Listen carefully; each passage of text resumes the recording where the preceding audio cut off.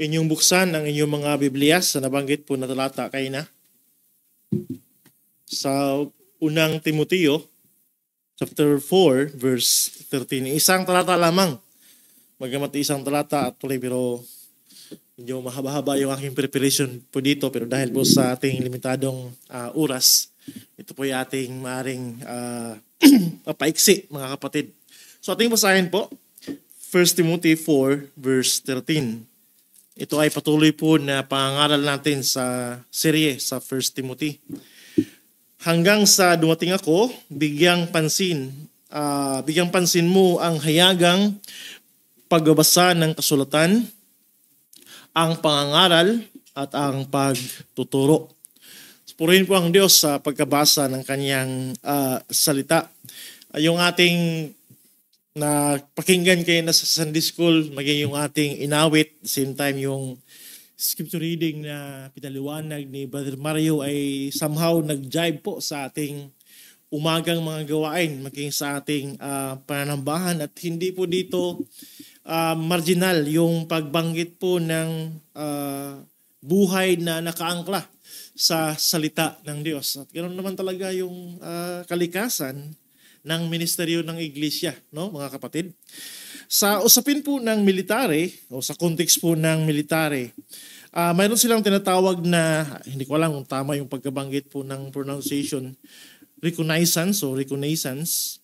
Ito ay may kaugnayan po sa pagkalap ng mga datos o information upang alamin, no, kilatisin, kilalanin po yung kalakasan at kahinaan ng mga kaaway o mga kalaban ng mga ng isang kupunan o ng isang grupo po ng military.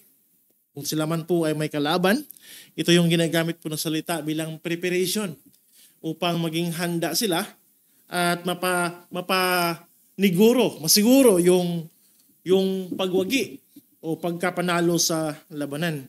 At mayroong tala po sa kahisayan noong 1879, bagamat malakas po na puwersa ang mga army ng British, mga kapatid, sila din po ay natalo sa hindi inaasahan o hindi inakalang grupo o mga army na tinatawag na Zulu Army. Pero ang problema doon na nakita nila or nakita sa history, mga kapatid, na nagkulang sila sa mahusay po na preparation. Bagamat maring kampante sila sa size o sa bilang ng kailang mga sundalo, sa pagiging advanced ng kailang mga digmaan po ng mga maring armas, pero sila po ay natalo sa estratehiya at hindi nila gaanong nakilatis na kilala po yung strength ng mga Zulu Army, na kung saan sila po ay expert sa labanan, lalo na sa mga mountainous po na mga lugar. So nagkulang sila sa pagkalap po ng preparation, kung bakit dahilan po na isang yugto ng kailang buhay military ay natalo po sila sa hindi inasahang mga kalaban po sa South Africa. So ito po yung tinatawag actually na Battle of Island. Tama ba yung pagkabanggit ko? Oo.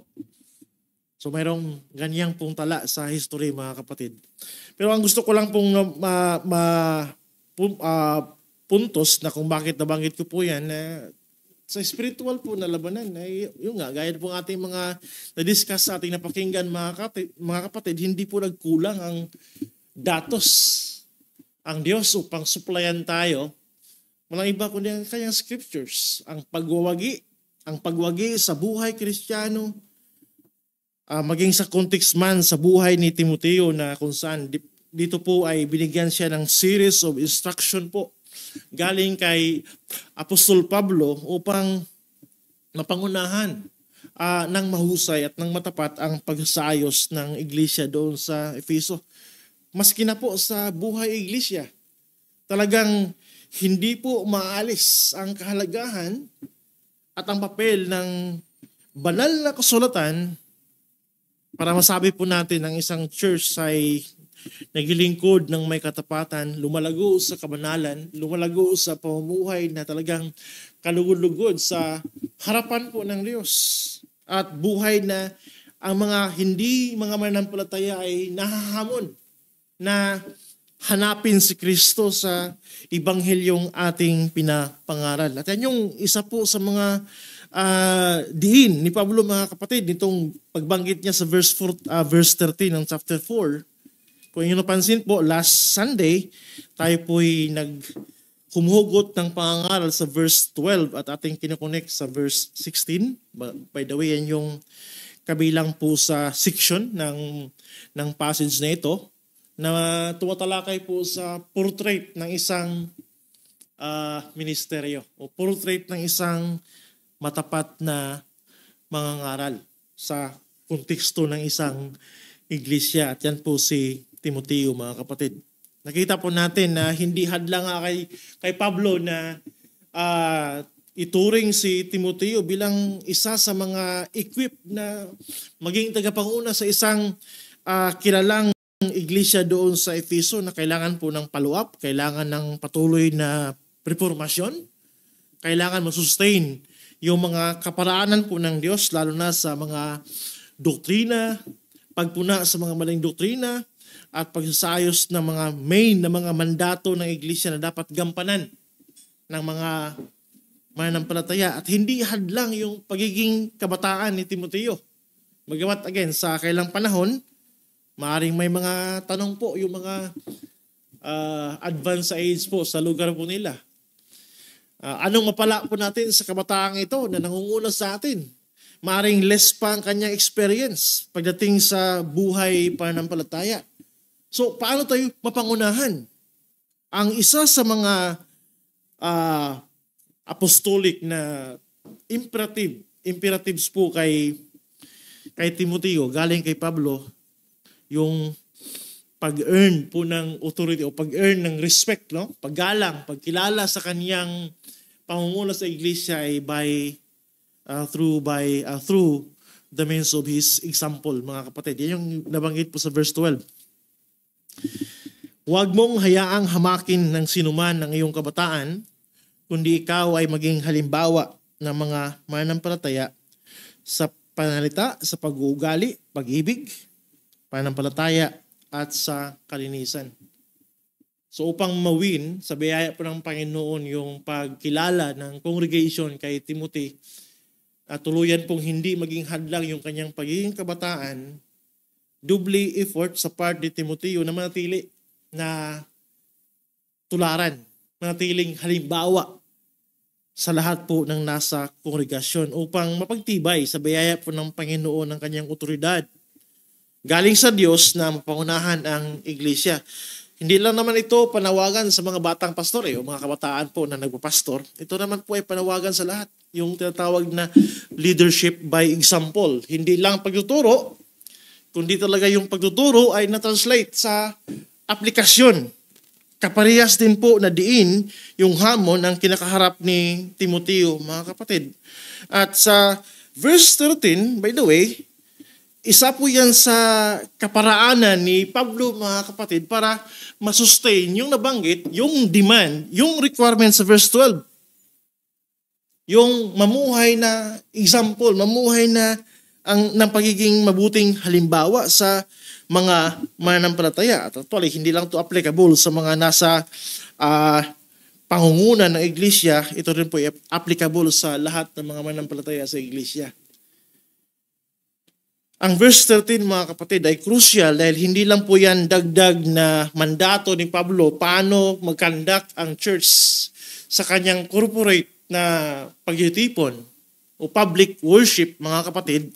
At the same time, ito rin po ay means upang matupad yung hinihingi o nabinanggit ni Pablo sa verse 12, yung buhay pong tinatawag dyan na malinis. Kung inyong nalala po, nung nakaraang 2 linggo, ay pinabasa ko sa ating leader po yung Psalm 119, di ba? 9 hanggang sa verse, I think, 20 kung hindi ako nagkakamali, na kung saan isa sa mga talatang nabanggit po doon sa verse 9, paano pananatilihing dalisay ng kabataan ng kanilang daan.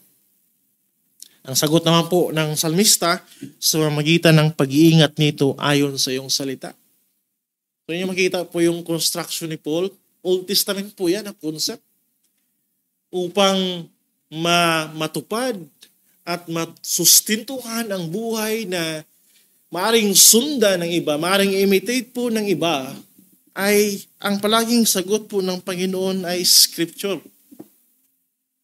At yan po yung isa sa mga function ng verse 13, mga kapatid, sa buhay ng mga ngaral, sa buhay ng iglesia, kung gaano po ito kahalaga at pangunahin sa gawain po ng Panginoon sa konteksto po ng lokal na iglesia. At sa ganitong pattern sa buhay po ng church, kung paanong inutusan si Timoteo kaugnay sa kanyang responsibilidad sa iglesia, yung pag-uugnay ni Pablo na yung banal na kasulatan upang mamuhay ng may kabanalan, buhay na makadiyos o bilang halimbawa ay kanya itong binigkas na may pagdidiin bilang pangunahin o kaya prioridad. Kaya nabanggit po ni Paul dyan sa wika ng English sa verse 13, devote yourself.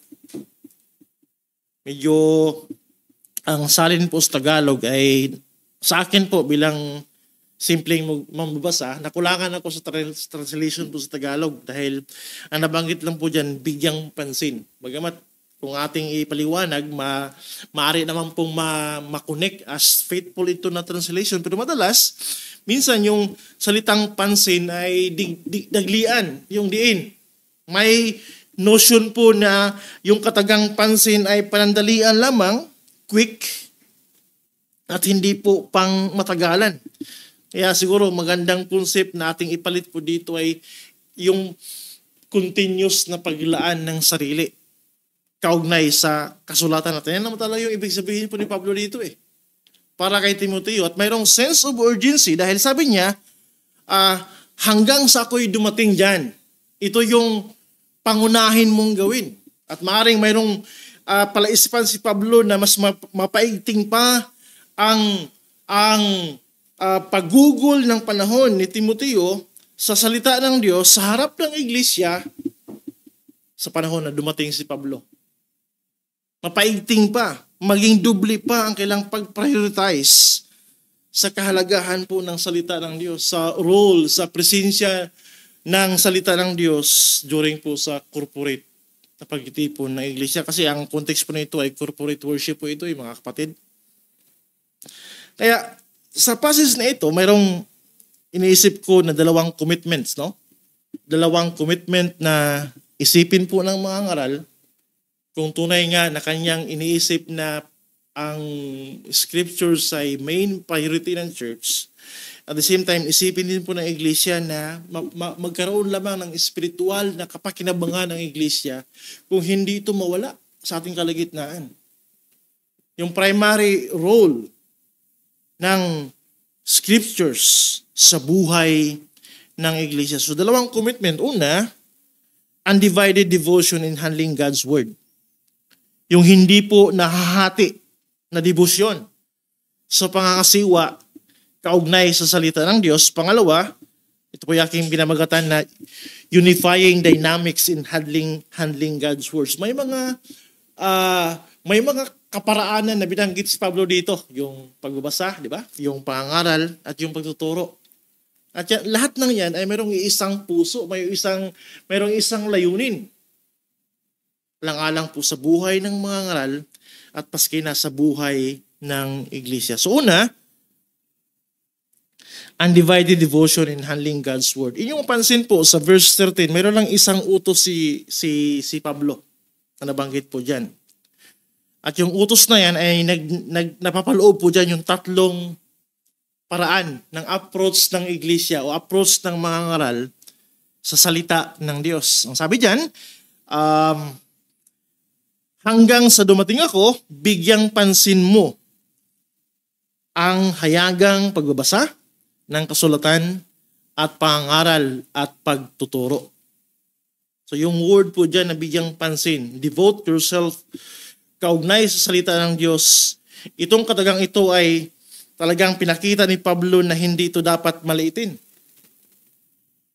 Ang pagbanggit ni Pablo na hanggang ako'y sa dumating sa iyo, ay hindi po yan time period na kung sakaling si Pablo ay dumating na doon, ay hinto na yung ganong gawain po sa buhay, sa part ni Timoteo at sa buhay ng iglesia, pagkos ito nga ay paglilinaw na ito yung dapat gawing urgent na makita, maisa katuparan sa inyong kalagitnaan, lalo na wala ako dyan. Parang ganun yung ibig sabihin po ni Pablo dito. At yung kataga, mga kapatid, na bigyang pansin na kung saan yung dagdag po na bigat po nito ay talagang lubos-lubos ang sarili ni Timoteo ay ilagak, ibigay, ilaan sa hindi nahating devosyon. Hindi yung devotion dito na aking binabanggit ay hindi yung ating private na devotion, kundi yung disiplina. Kaya commitment, intentional, ng pagbibigay ng hindi nahahati kaugnay sa salita ng Diyos. Okay? At by the way, gaya ng aking nabanggit po kayo ng mga kapatid, corporate gathering po ito. Actually, yan po yung tamang pagtingin po natin sa pagtitipon ng iglesia. Kulang yung public gathering dahil yung church naman po ay mayroong isang diwa. Hindi lahat ng gathering na public ay mayroong kaisahan. Maraming mga public po na gathering, iba't iba yung motibo ng mga tao. Kakaiba ang church, kaya mas tama yung corporate gathering. Dahil na-emphasize po dyan yung covenant, na-emphasize po dyan na tayo ay isang pamilya, na-emphasize po dyan yung tayo ay mayroong isang diwa, pagkakaisa, at pinanghawakang mensahe. At dito po pinapasok ni Pablo yung ganong gawain o ganong uri po ng devosyon, ganong uri ng paglaan ng buong pagkatao ni Timoteo kaugnay sa salita ng Diyos.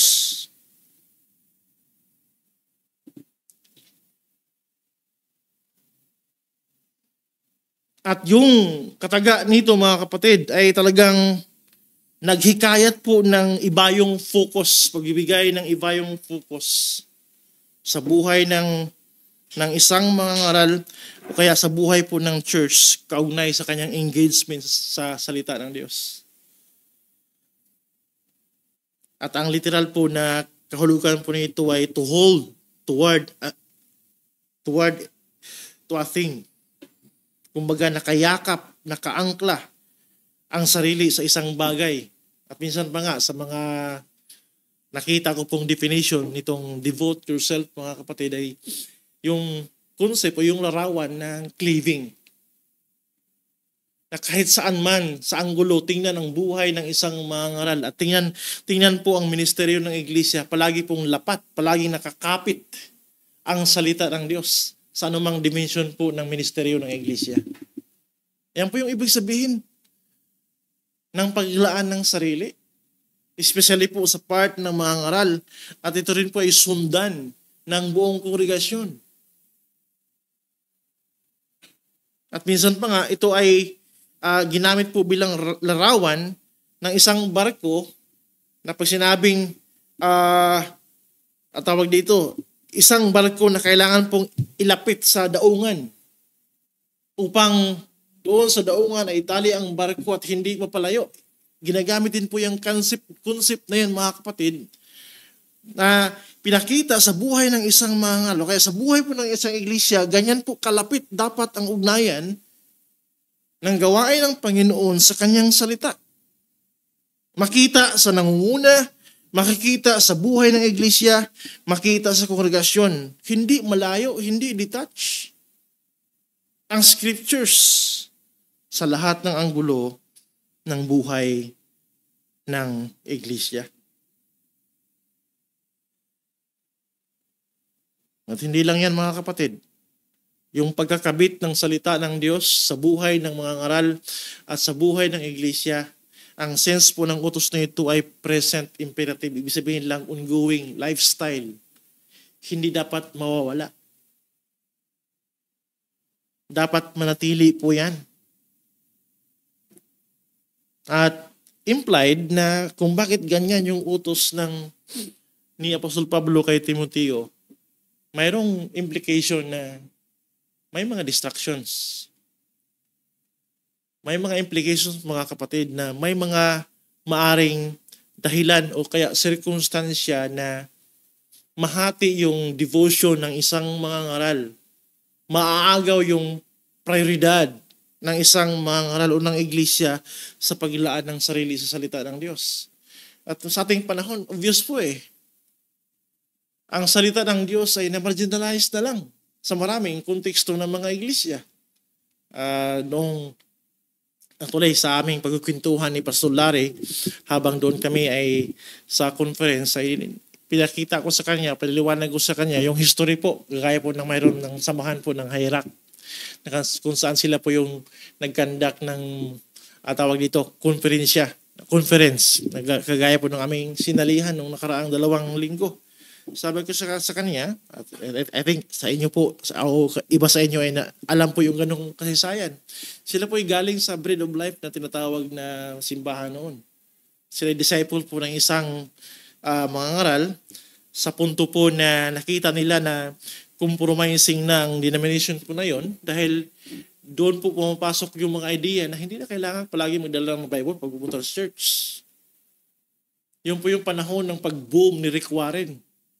Yung purpose-driven life ng mga aklat, purpose-driven church ng mga aklat, na kung saan pinipili yung mga paraphrase ng mga salita upang isali sa aklat, upang maging convenient sa audience, kahit wala na sa hulog yung ibig sabihin po ng salita ng Diyos. Ibig sabihin, nasa lahula yung tapat, faithful na kahulugan ng salita ng Diyos, kung saan iba't iba mga translation ang ginagamit. Actually, yung iba, ang karamihan doon na hindi talaga translation, kundi paraphrase.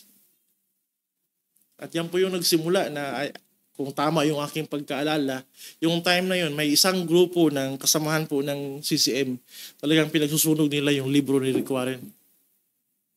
At isa yun sa naging background po kung bakit nabuo yung tinatawag na CCM. Ano yung meaning na CCM? Christian... sa Cubao po yan. Yung CCM ay Communion of Christian Ministries. Hindi man maring parehas tayo lahat ng pinindigan, pero yung conviction na hindi po maging mababaw ang kapit dapat ng iglesia sa salita po ng Panginoon. Habang ang karamihan po ng mga evangelical na mga iglesia ay dahan-dahan nang na-minimize yung presence ng salita ng Diyos. Napapalitan po ng mga drama, napapalitan po ng sari-saring mga pakulo sa iglesia, at ang naging pakay, ang naging motibo ay i-entertain ang mga tagalabas. Mas maparami yung audience. Kasi kung traditional po yung approach ng church at hindi po modern yung approach, ay hindi magtagal yung mga tao na yan. So naging yung mga salita po na seeker-sensitive movement, ganun po yung nangyari po sa maraming iglesia. At isa po sa sakripisyo ay hindi mo makita na ang mga iglesyang iyon ay mayroong devotedness sa salita ng Diyos. Hayag po sa pangangaral, hayag po sa paraan, vision po ng church, hayag sa mga gawain po ng iglesia, na tila bagay ang Biblia ay support lamang ito at hindi po pinaka-main. Kung inyo pong masundan yung tono ng pag-utos ni Pablo kay Timoteo, ang sobrang layo mga kapatid sa maraming mga conviction ngayon sa ating panahon ng mga iglesia. Again, hindi ito dahil tayo nga ay maaaring magmayabang, wag nawang ipahintulot po ng Panginoon, bagkus ay manatiling magpakumbaba dahil yung pananampalataya natin sinusundan ay sobrang taas ang pag-exalt. Unang-una sa Diyos, at sobrang taas ang pagkilala sa presensya ng salita ng Diyos sa iglesia. Kaya nga may reformation Ito po ay pagpanumbalik sa pagiging sentro ng salita ng Diyos sa kalipunan po ng iglesia. At ang practical po ang nangyari o ang practical na naging outcome ng ganong conviction na yun. Dahil sa panahon po ng pag-usbong ng Roman Catholic Church, nasit aside po ang pulpit eh. Ang naging sentro ay yung, ang tawag doon? Yung communion. Na ang hinahabol ng tao, basta makapag-partake lang ako, hindi naunawaan yung mensahe, huli sa panambahan, as long as meron akong participation sa, hindi ko alam yung Tagalog ng one, pag-partake ng ustiya, sapat na yun sa kanila. At yan yung sentro ng ganong uri po ng sa history po ng Roman Catholic Church. Dahil sino bang hindi mag-isip na yun ay mahalaga dahil linggo-linggo ay priskong pinapako si Kristo. Pero pagdating po ng Reformation kung saan sa biyaya ng Panginoon bilang isang maliit na gawain dito sa Tondo at marami tayong limitasyon, yan yung conviction nating sinusundan. That what defines a local church and what defines a servant of God, ano yung mag-define sa isang lingkod ng Panginoon like Timothy at sa isang gawain gaya ng isang iglesia, dapat ang presensya maging preeminent. Ang salita ng Diyos sa ating kalagitnaan.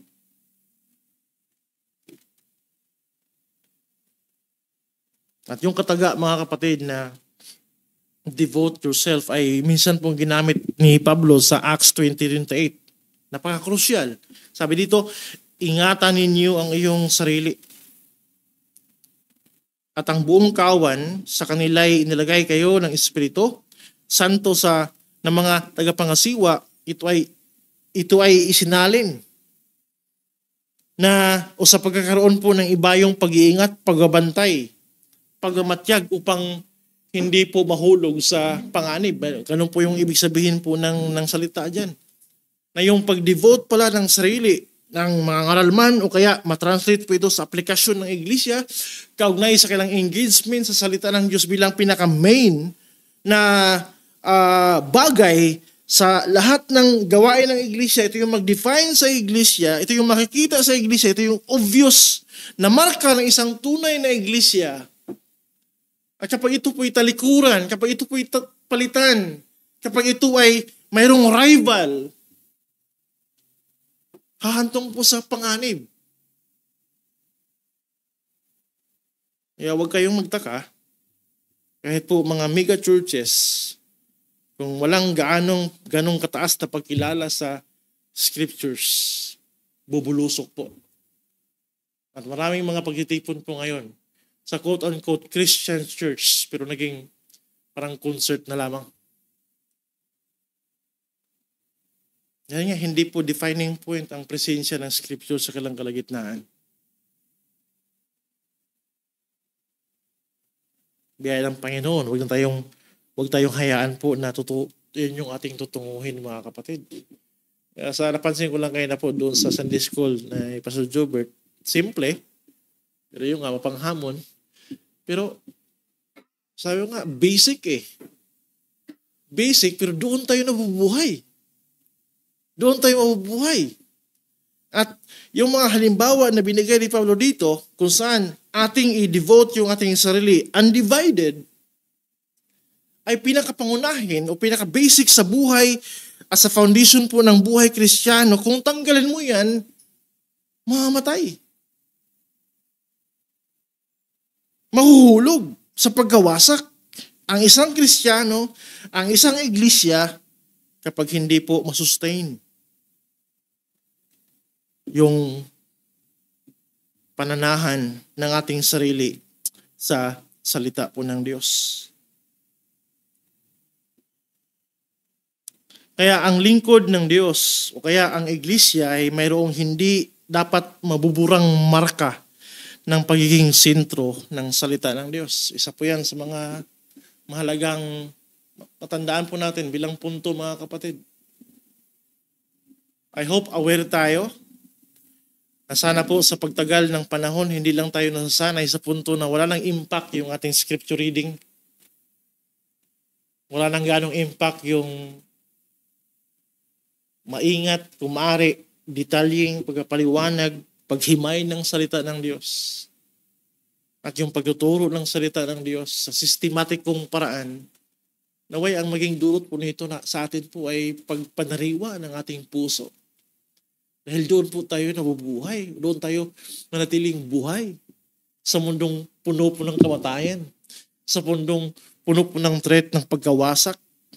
At kung hindi tayo magbantay, mga kapatid, yan yung mangyayari. At maraming makapag-testify ng mga pastors, even Christians, sa panahon na sila ay lumuwag sa kailang commitment sa salita po ng Panginoon, doon din po papasok yung mga opportunity ng biglaang pagkahulog.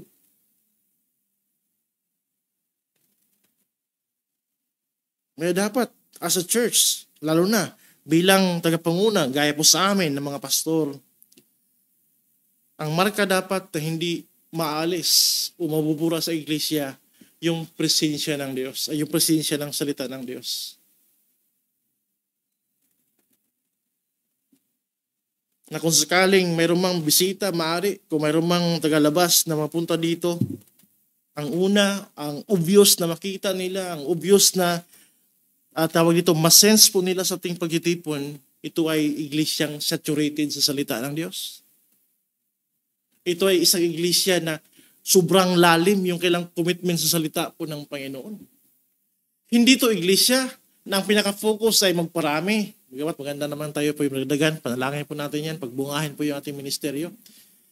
Hindi po iglesia na ang vision po ay maging friendly church. Maganda naman, magkaroon tayo ng mga kaibigan sa iglesia. Okay naman po yun. Kung sa iba po yan yung ginawang prioridad, sa atin secondary po yun. Nawa ang pangunahin, ang presensya ng salita ng Diyos. At mayroong tamang kalalagyan po yung ganong mga pangitain sa buhay ng iglesia. Pagdaragdag ng mga kaluluwa, maging mabait tayo ng mga mananampalataya sa pag-accommodate ng mga hindi mga mananampalataya. Resulta po yun ng pag-prioritize ng presensya ng salita ng Diyos sa ating kalagitnaan. Pero hindi po dapat baliktad kasi ang mangyari, maging man-centered po yung maging approach ng ating iglesia. Maaring ang tingin ng iba na ito'y tradisyonal o tradisyon. Ang tingin ng iba ito'y makalumang paraan. Pero ang kalagahan, utos po ito ng Panginoon. At kapag utos ng Panginoon, walang sino mang magbali.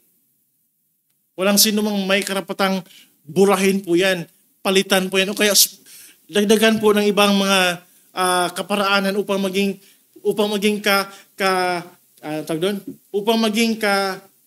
giliw-giliw yung salita ng Diyos. Dagdagan pa natin ng ibang mga pakulo. Ang utos ni Pablo, devote yourself. At ang tinutukoy niya ay ang salita po ng Panginoon. Wala nang dagdag na makamundong mga kaparaanan, mga makamundong kaparaanan kung saan pinupukaw yung laman ng tao at doon lamang mas interesting yung salita ng Diyos. No.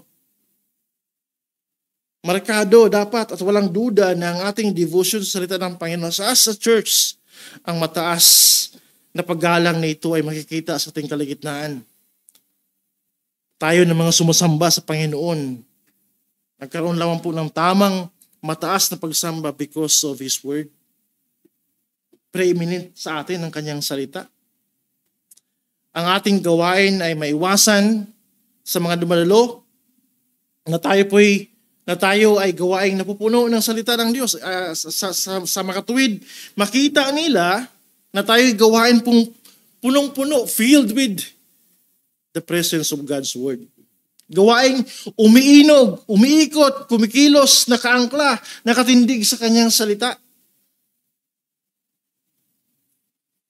Anumang sirkumstansya bilang hamon, anumang sirkumstansya bilang mangaral o kaya bilang isang iglesia, gaya po ng diin ni Pablo dito, sa ating panglahatang pagtitipon, corporate gathering, corporate worship, ay hindi dapat maisantabi ang banal na kasulatan. There should be a pervasiveness regarding the presence of God's Word in our gathering. At yung ganang mga panalita, mga kapatid, it requires discipline. Ito po ay pagbubuno rin po ng ating mga damdamin na minsan yung ating puso ay hindi tawag ito sang-ayon doon, kailangang labanan. Kung ang preparation po ng preaching sa part po ng mga pastor ay talagang pigaan ng pag-iisip, kasabay po ng pagkakluhod sa Panginoon sa panalangin, maski na sa pagtuturo ng salita po ng Panginoon, sa part po ng congregation ay may hamon din po yan. Kaya nga, tinuturing po natin ang worship natin tuwing tayo magkatipon ay hindi po passive. Napaka-aktibo po yan. Huwag niyong isipin na nakaupo lang at maghintay na matapos po yung pangaral ng pastor. Depende pa kung gaano kahaba ang aral, kung gaano kaiksi. No? Pero kung kumbaga dahil sa salita po ng Diyos, ang scripture ay part po siya ng climax ng worship eh. Kaya hindi pa yan pwedeng passive. Aktibo dapat dahil doon natin naiinkwentro ng Diyos ang lubos dahil sa kanyang salita siya nagpahayag. Sa mga pagtuturo at pangangaral, mga kapatid, ang Diyos mismo dapat, once na faithfully may pangaral ang kanyang salita, ang Diyos yung iyong kinakatagpo.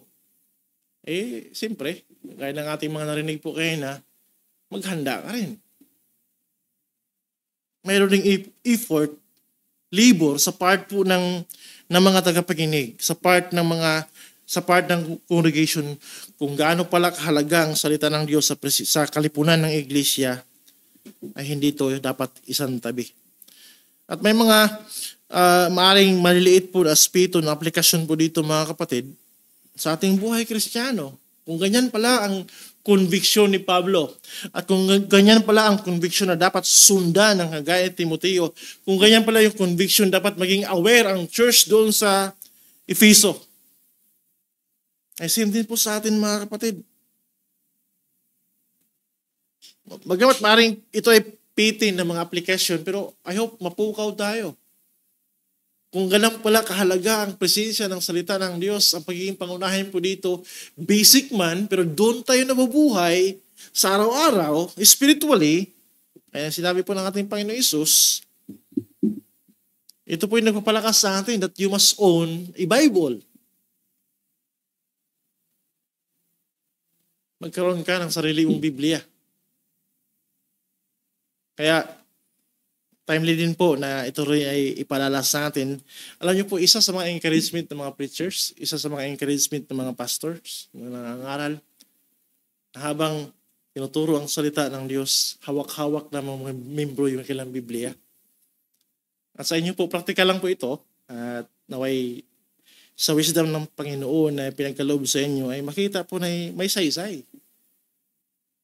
Kung ang Bible po ninyo ay cellphone, at inyong napansin na distracted kayo sa mga notifications na lalabas sa yung cellphone, may namang pumili. Mas piliin po yung traditional na paraan ng pagkakaroon po ng sariling Biblia. Kasi isa po sa inyong mabantayan, lalo na po kung may mga bisita tayo na galing po sa ibang mga grupo, lalo na pagkulto, mapagpatyag po yun eh.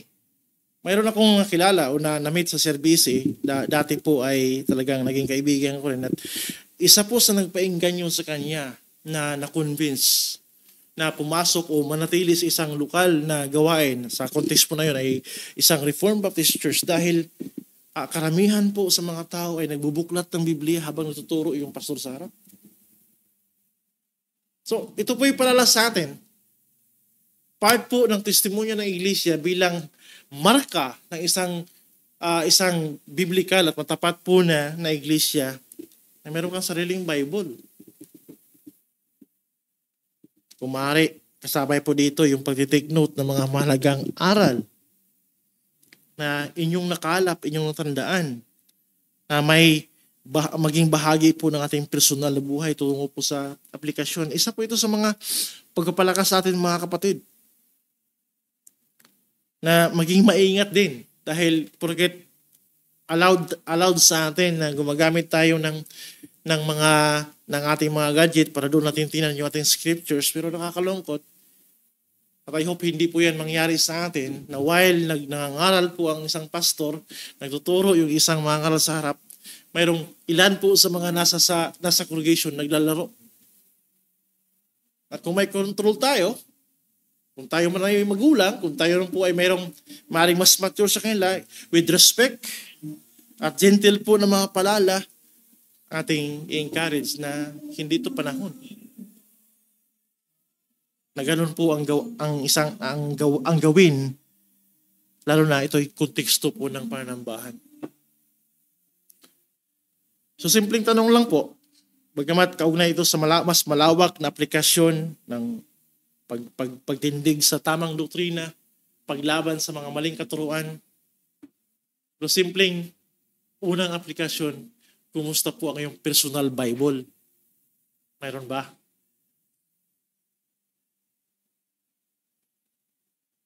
Kaya kahit iinam tingnan at isipin mga kapatid, na mayroon tayong undivided attention din sa part, hindi lang sa pastor, sa part ng congregation sa kailang pagkikitungo sa salita po ng Diyos.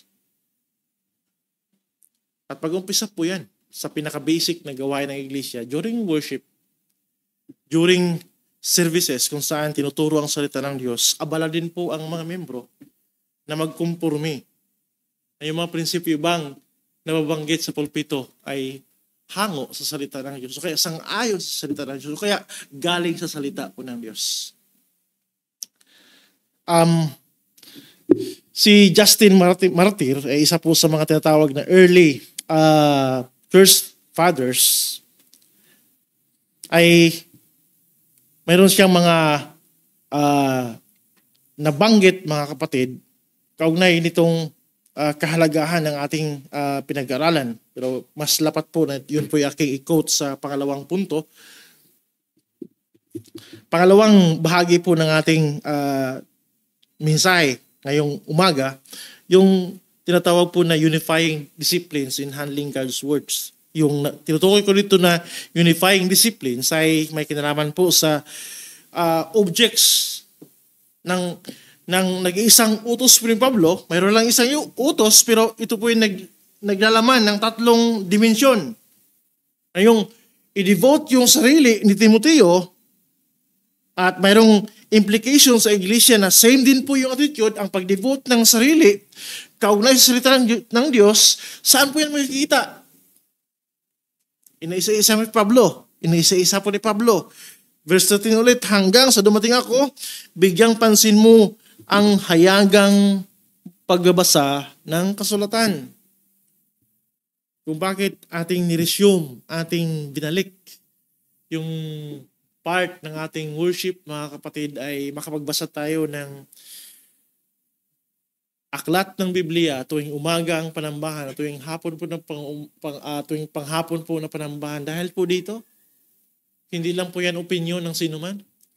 Ito ay apostolic na mandate na binilin po ni Pablo sa sino mang iglesia o sino mang mga ngaral, kagaya po ni Timoteo mga kapatid, na hindi dapat isang tabi. Yung kahalagahan po ng hayagang pagbabasa ng salita po ng Diyos. Isa po yan sa dimensyon o isa po yan sa aspeto ng proper context kung saan mahayag po yung ating devotion sa salita po ng Diyos.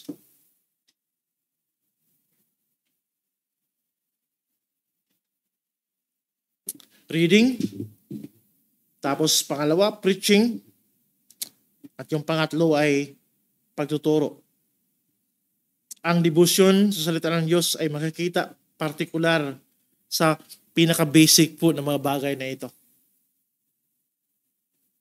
Hindi muna sa mga pagbabasa po ng mga aklat o ano man. Maganda po yun. Dagdag na mga resources. Pero most and primarily dapat ang salita ng Panginoon, lalo na sa kalipunan ng iglesia. At yung sequence na pinakita ni Pablo dyan, yung pagkasunod-sunod, sadyaan po yan. Nauna ang pagbabasa kasi nga, obvious, hindi mo maunawaan at hindi mo ipaliwanag kung walang pagbabasa. At mga kapatid, yung scripture reading sa church, formal po yan at official po yan na pagbabasa bilang mandato ng Panginoon. sa mga panambahan po ng iglesia. So nauna yung pagbabasa. Kasunod dito ay pangangaral. At yung exhortation, mga kapatid, na binanggit ni Pablo dyan, may diin po yan ng pag-persuade ng isipan ng kongregasyon. Sabayan ng Panginoon, makonvict na yung passage na binasa at kasunod po ay pinaliwanag sa punto po na mahamon yung buhay ng mga nakikinig na hantong talaga, hahango tungo sa aplikasyon. Yan po yung ibig sabihin po ng exhortation. Madala ang isipan at puso ng kongregasyon. Dahil hindi lang hanggang tayo ay bumasa o makinig sa pagbabasa ng salita ng Diyos, ito po yung mauwi sa actual na aplikasyon. Related po ito sa tinatawag na practical theology. Diba?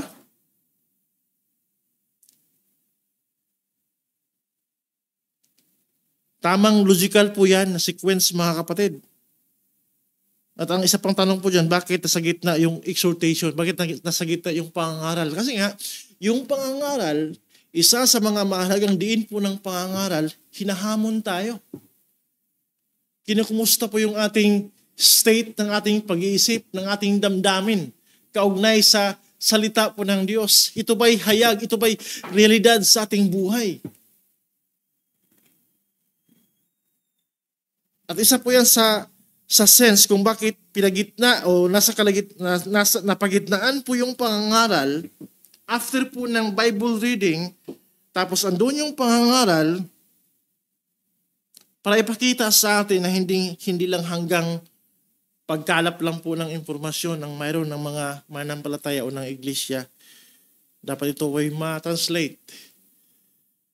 Hayag po sa simpleng pag-apply sa araw-araw po na pamumuhay. At inyong makita po sa ating kung mayroon tayong panahon na isurvey yung paggamit po ng salitang preaching sa Bible, isa po yan sa pinakaangat na uri ng communication po ng Diyos. Na sa general po na observation, tanging yung mga ordained lamang po ng mga tao ang binigyan po ng Diyos ng oportunidad o kaya utos like Timothy. At para isa pa, yung pagdidiin po ng pangangaral ni Pablo kung bakit yan po ay nasa gitna, mga kapatid, dahil yan po ay busis po ng Panginoon sa iglesia. Mula po sa isang passage na binasa, actually sa ibang mga komentarista, ang tawag talaga nila sa exhortation ay Bible exposition, gaya po ng ating ginagawa. Once na ma-flesh out kasi yung mga katotohanan mula sa salita po ng Panginoon, yan po ay busis ng Diyos. Yan yung salita po ng Panginoon. At pangatlo, inyo makita na nasa pangatlong bahagi po yung pagtuturo. Doon po pumapasok yung nabanggit ni Pastor Jobert Kayna. Yung kategorya ng biblical theology, yung kategorya po ng systematic theology, yung kategorya ng historical theology, so on and so forth. Yun po yung mga pag-systematize ng lahat, kumari lahat ng information po ng Biblia at ginawa pong doktrina sa isang sistematikong paraan. Secondary po yun. But ang primary na gustong ipakita ni Pablo, ang scriptures, at kung saan ito po yung matapat ng paliwanag, doon manggaling yung mga hamon upang i-apply po natin. Bakit? Kung bakit sintro po ang pangangaral, bakit sintro po dito ang exhortation, mga kapatid. Bago tayo tutungo sa paglalim po ng maraming teolohiya, mayroon tayong balanse at mas mature na paraan ng paghawak ng napakayamang katuruan po ng scriptures. Nakakalungkot nga, isa ngayon sa mga bansag ngayon. Maraming hindi po naging mabuting steward ng paghawak ng mga informative na mga pagtuturo gaya ng ating mga nabanggit. Dahil hindi po na-exercise ang puso ng tao, ang sarili ng tao, o kaya ang buhay ng congregation sa pinaka-basic muna bago ka tatalon doon. Maraming mga tao, ang daming alam po sa theology. Ano ang doktrina? Expert. Pero yung simpleng pag-apply sa specific na imperatives po ng scriptures na nabasa, oo, pero pinapangaral, pinapaluab po ng pastor. Ang bagal po ng pag-usad.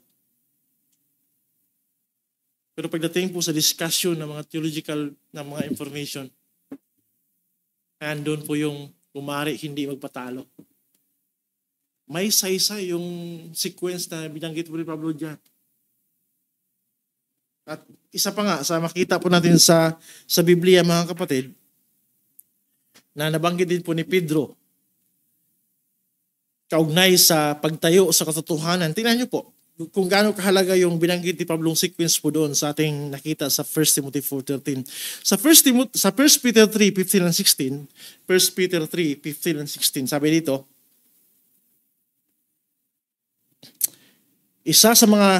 ito po yung isa sa mga misuse na passage sa scriptures, lalo na yung mga tinatawag ng mga apologist, kapag hindi maingat. Sabi dito, kundi sa inyong mga puso ay pakabadalin ninyo si Kristo bilang Panginoon. Ito po yung madalas kinuquote lang at hindi na napapansin yung nakapaligid po ng mga salita. Ito yung palaging pinagdidiinan po nila. Lagi kayong maging handa na ipagtanggol sa bawat taong humingi sa inyo ng katuwiran ang tungkol sa pag-asang nasa inyo. Yan po yung may kinalaman po sa pagdipinsa ng mga doktrina. Maging handa daw ang Kristiyano. Sa 16, sabi diyan, ngunit gawin ito ng may kaamuan at paggalang, ingatan ninyong malinis ang budhi upang kapag kayo ay inalipusta, ang mga nagsasalita ng laban sa inyong mabuting paraan ng pamumuhay kay Kristo ay mapahiya. Anong makita niyo pong observation sa passage? Ang magpa-convince ba sa mga makausap natin, sa mga maaaring magtanong sa atin ay yung pag-articulate natin ng mahusay na mga katotohanan? Ang diin po ni Pedro, malinaw, buhay. Na kung saan hayag po yung aplikasyon ng salita ng Diyos. Sikandari na po yung tamang paliwanag. Kasi yung paraan naman po ng tamang paliwanag, sabi ni Peter, maliban po sa mayroong sanctification sa ating puso dahil kay Kristo bilang ating Panginoon, binakapan pa ng verse 16, ang pagsagot, ang pagtugon doon sa mga katanungan sa ating pananampalataya, sa ating pag-asa ay gawin ng may kaamuan at paggalang. Yan po yung means ng Panginoon to convince people.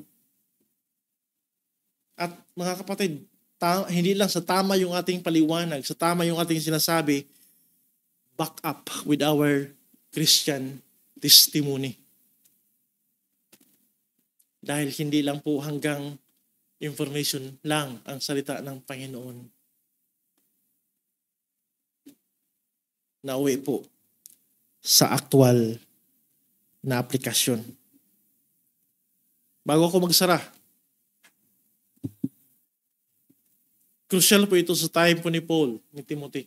Noong panahon na yon, ayon sa mga tala, ay marami ang mga illiterate, hindi marunong magbasa. At iilang kopya lamang ang available po sa kailang panahon. Maray sa isang iglesia, isa lang. Kaya itong mga Kristiyano, marami doon maaring bagong Kristiyano, dahil ito po yung mga iglesyang bago din po na itayo. Pero ano man ang mga sirkunstansya, marami doon ang takam na takam. Dahil walang available na scripture sa kailang tahanan. Kaya alam niyo po yung pagsusulat ni Pablo sa kanyang mga epistle, kasama din po sa kanyang pagsusulat, inuutos niya na ito'y public basahin during worship. At may mga patutuo, kung ating balikan po yung kasaysayan, mismo yung pagbabasa ng malinaw ng scriptures, may mga naligtas. Dahil doon na nila, panahon ng linggo, napakinggan yung salita ng Diyos. Salat sila sa kopya. Maaring mayaman sila sa mga paliwanag po ng scriptures, pero yung actual na pagkapakinig ng pagbabasa at paliwanag po ng salita ng Diyos ay during Sunday lang. At mayroong tao si Justin Martyr na panahon po ng 2nd century na tinatawag. May describe niya ang kanyang panahon. Mas kinaskilang panahon na ayon po sa tala na sundan ng disiplina ng mga apostolic o mga apostles kung paano sila sumamba. At mayroon pang mga binanggit po doon sa aking nabasa, mga kapatid, na gagaya ng nabanggit po ni Justin Martyr, Na maski na yung Bible reading, kung maaari, mahaba. Kung maaari, mahaba sa punto na masabi po ng congregation, nasusulit po namin yung araw na ito.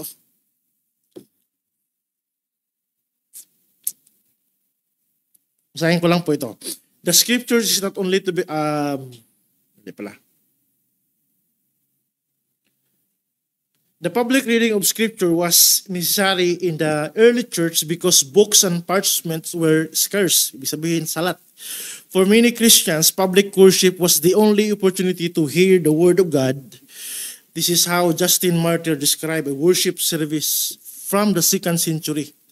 Sabi niya, on the day called Sunday, all who live in cities or in the country gathered together to one place, and the memoirs, yung mga sulat ng mga apostles, or the writings of the prophets and apostles were read as long as time permits. Then, when the reader has ceased, the president, yung mag-preside, verbally instructs and exhorts to the imitation of these good things. Punong-puno sila ng panabik na sana darating na po yung araw ng Sunday upang presko naming mapakinggan ang scripture sa iglesia, sa kalagitnaan po ng panambahan ng iglesia, either in Bible reading man o kaya sa pangangaral. Sabi ni Paul sa 1 Thessalonians 5:27, ipinag-utos ko sa inyo alang-alang sa Panginoon na basahin sa lahat ng mga kapatid ang sulat na ito. Colossians 4:16, at kapag nabasa na ang sulat na ito sa inyo, ay ipabasa rin ninyo sa iglesia ng mga taga-Laodicea at basahin naman ninyo ang sulat na mula sa Laodicea. Biruin nyo, maghintay pa silang matapos ang church ng Laodicea sa sulat ni Pablo doon para sa kanila at magpalitan sila.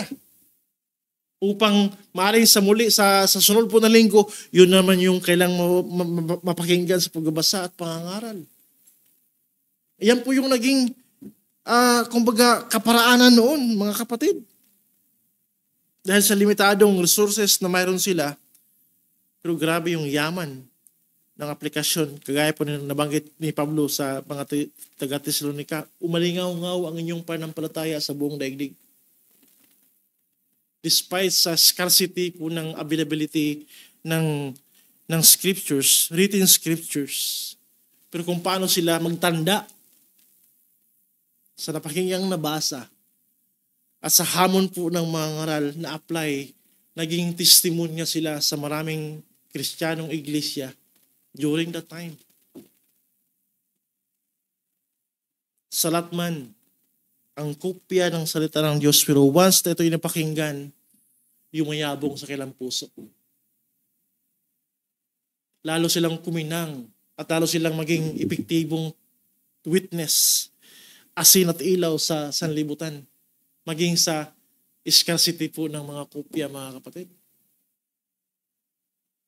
Andun yung pananabik, excitement, pagkatakam, sorry po sa mga salita, minsan yung language ng pagkain ay magandang gamitin sa mga ganito eh. Nahuhumaling po yung ilang puso dahil kung walang salita ng Diyos, mamamatay sila. Kagaya po ng mga naramdaman po ng mga salmista sa Old Testament, na tila ba sila isang usa na uhaw sa mahabang pagtatakbo dahil hinahabol sila ng kaaway o dumalapang mga hayop laban sa kanila. Yan po dapat yung kaluluwa ng mga mananampalataya kung hindi po malapit o wala sa kailang kalagitnaan ng salita po ng Panginoon. Kaya sa panahon po ng mga apostoles, maging sa church, sa panahon ng mga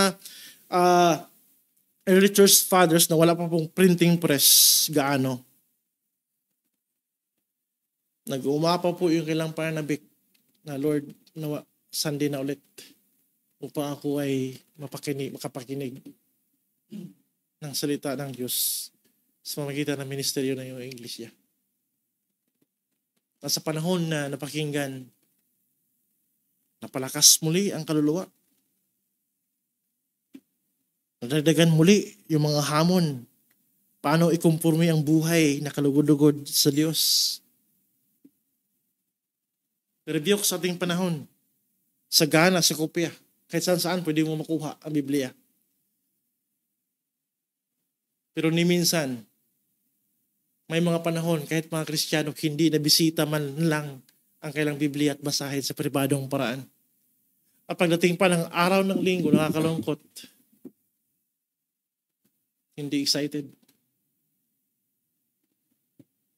Lose yung excitement, pananabik na mapakinggan ang salita ng Panginoon. Masundan kung paano ito hinihimay-himay, paano ito pinapaliwanag, at paano ito nilapat sa aktual na pamumuhay upang ang kongregasyon, kagaya po natin, nagkakitaan po ng Diyos sa katapatan na ito po'y ina-apply sinasabuhay, hindi po para sa sariling interes, kundi alang-alang sa kapurihan po ng Panginoon. Nawa, itong rebuke na ito, itong palalang ito ay huwag po nating maliitin. Mind you, marami ng iglesia mga bumulusok dahil gumive up sila, lumihis sila sa tamang direksyon, iniwan nila yung mga apostolic na mandate gaya po ng mataas na pagrespeto at paggalang ng pagiging sentro, prioridad, ang presensya ng salita ng Diyos sa kalagitnaan ng iglesia. Panghamon man sa atin, maring demanding po sa atin, ito rin po natin na part po ito ng sakripisyo. Kung nangangailangan po ng attentiveness, kung nangangailangan po na paglabanan mo mismo yung mga sarili mong distraction sa iyong personal na pakikinig, so be it. Kung kailangan pong maghirap tayo upang mas maintindihan ng maigi ang salita ng Panginoon sa panahon ng pagtuturo at pangangaral, gawin po natin mga kapatid upang makinabang yung ating kaluluwa. Same time, inyong ipanalangin ng inyong preachers, mga tagapangaral. Siya ay gamitin po ng Panginoon patuloy na pakinabang sa paglago ng ating buhay Kristiyano. Na sana'y hindi po maging malabnaw yung paghasa ng kaloob ng Diyos sa mga taong ginamit po sa ating kalagitnaan. Huwag tayong huminto, huwag po tayong maging kapante. Alam na po yan ni Pastor, na-train na po yan. No, kailangan po tayong manikluhod sa Panginoon. Na yung pagiging sentro ng salita ng Diyos sa ating kalagitnaan, tunay nga na tumatagos po sa ating puso. Basagin po yung mga pusong maaring ando na po sa punto ng paglihis. Wasakin po ng Diyos yung puso na tilabagay ando na sa punto na maaring paghinto sa pananampalataya. Punong-puno ng discouragement. Naway wasakin po ng Diyos through the works of the Holy Spirit, mga kapatid. Na indeed, kailangan ko ang salita ng Diyos na buhay upang ako ay mapanariwa. Ako ay makapagpatuloy. Gamit po yung pinaka-basic na pangangailangan po natin sa ating patuloy po na ikabubuhay. Yan ang